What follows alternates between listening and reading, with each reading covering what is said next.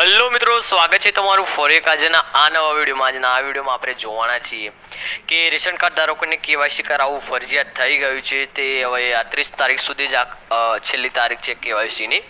તો આના ઉપર આપણે ઘણા બધા વિડીયો બનાવી દીધા છે, પણ હવે આપણા સબસ્ક્રાઈબર વધતા જાય છે, નવા ફેમિલી મેમ્બર એડ થતા જાય છે, નવા સબસ્ક્રાઈબર્સ. તો તે લોકોને ખબર નથી હોતી કે આપણે વિડીયો બનાવેલા છીએ, તો એમના માટે ફરી એક આજે આપણે આ નવો વિડીયો બનાવવા જઈ રહ્યા છીએ.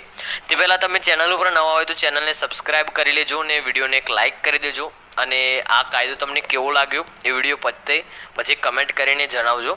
તો આમાં આપણે 4 મુદ્દા જ જોવાના છીએ, જેમાં રેશન કાર્ડમાં ઈ કેવાયસી શા માટે કરાવવાનું, એક વ્યક્તિએ કરાવવું કે બધાને કરાવવું, ઈ કેવાયસી નહીં કરાવો તો શું થશે, પછી 4 બહાર રહેલા લોકોએ કેવાયસી કઈ રીતે કરાવવું. તમામ પ્રશ્નોના જવાબ આપણે આજે આ એક જ વિડીયોમાં આપવાના છીએ. તો વિડીયોને પૂરો જોજો, સ્કીપ ના કરતા, તો તમને ખબર પડશે કે કઈ રીતે કેવાયસી કરવાનું છે ને શા માટે કરવાનું છે. તો વિડીયો ચાલુ કરી લઈએ. તેમાં આપણો પહેલો જ મુદ્દો આપણે રાખ્યો છે કે રેશન કાર્ડમાં ઈ કેવાયસી શા માટે કરાવવાનું. તો તેનો પહેલો જ આપણે મુદ્દો જોઈ લઈએ. તેનું કારણ તમારા ફેમિલીમાં કોઈનું મૃત્યુ થયું હોય, બાળકનો જન્મ થયો હોય, લગ્ન બાદ નવો મેમ્બર ફેમિલીમાં એડ થાય તો કેવાયસી ઈ કેવાયસી દ્વારા વ્યક્તિ ખરેખર હાજર છે કે નહીં તે સરકારને ખ્યાલ આવે છે.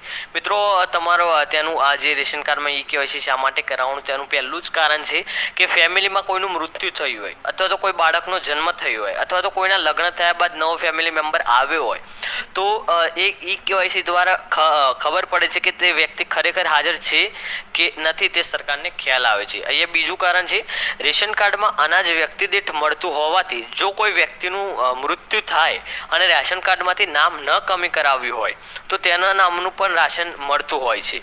મિત્રો, રેશન કાર્ડમાં અનાજ દીઠ વ્યક્તિ દીઠ અનાજ મળતું હોય છે, એટલે કે એક વ્યક્તિ દીઠ 3 કિલો ચોખાની રીતે અનાજ મળતું હોય છે. તો કોઈનું મૃત્યુ થયું હોય ફેમિલીમાં અને તેનું નામ રેશન કાર્ડમાં ચાલતું હોય અને એના નામનું અનાજ મળતું હોય, એ વ્યક્તિ ના હોય છતાં એના નામનું અનાજ મળતું હોય, તો ઈ કેવાયસી દ્વારા સરકારને ખબર પડશે કે આ વ્યક્તિ હાજર નથી, તો તેનું ઓટોમેટિક જે રાશન છે બંધ કરી દેવામાં આવશે. પરંતુ જે વ્યક્તિનું મૃત્યુ થયું હોય તેનું ઈ કેવાયસી તો થવાનું નથી, માટે સરકારને ખબર પડી જશે કે તે વ્યક્તિ હાજર નથી અને તે વ્યક્તિના નામનું રાશન બંધ કરી દેવામાં આવશે. જે રીતે મેં કહ્યું એ જ રીતે કે ઈ કેવાયસી વ્યક્તિનું નહીં થાય એટલે એ વ્યક્તિનું ઓટોમેટિક રેશન બંધ થઈ જશે.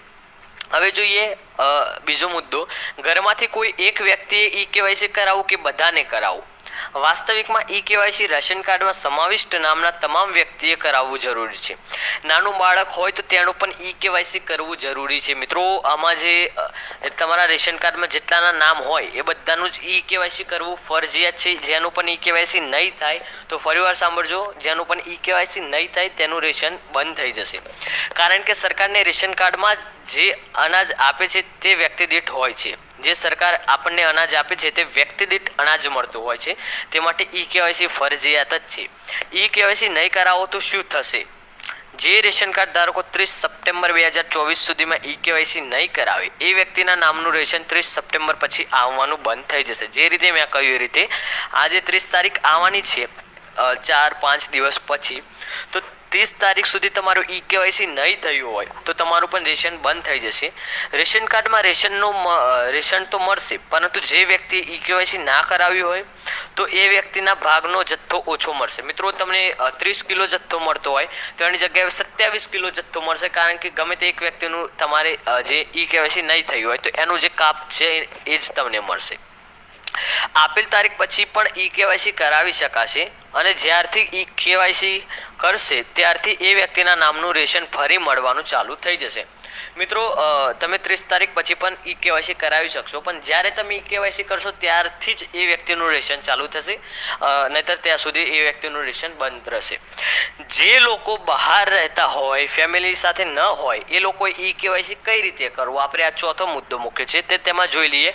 જે લોકો પોતાના જિલ્લાની બહાર રહેતા હોય કે ગુજરાતની બહાર રહેતા હોય અથવા બહારના કોઈ પણ લોકો ગુજરાતમાં રહેતા હોય તો તેવા લોકો રેશન કાર્ડની ડિટેલ મંગાવી જ્યાં રહેતા હોય ત્યાં રેશન ડીલર પાસે ઈ કેવાયસી કરાવી શકે છે, જેના વિશે સરકાર દ્વારા પણ જાહેરાત કરવામાં આવેલી છે. મિત્રો, તમારા ફેમિલી મેમ્બરમાંથી તમારા જિલ્લાથી બહાર રહેતો હોય અથવા તો ગુજરાતની બહાર રહેતો હોય, કાં તો બહારના લોકો ગુજરાતમાં રહેવા આવ્યા હોય, તો તેમને રેશન કાર્ડની ડિટેલ્સ મંગાવી લેવાની છે, એટલે કે ઝેરોક્સ કે ફોટો ગમે તે, અને ત્યાર પછી રેશન ડીલરને મળવાનું છે, એટલે કે તાલુકા પંચાયત અથવા તો CSC સેન્ટર ઉપર જઈને તમારે કહેવાનું છે કે મારે ઈ કેવાયસી કરાવવું છે, તો એ ઝેરોક્સ આપીને તમે તમારું પણ ઈ કેવાયસી કરાવી શકશો.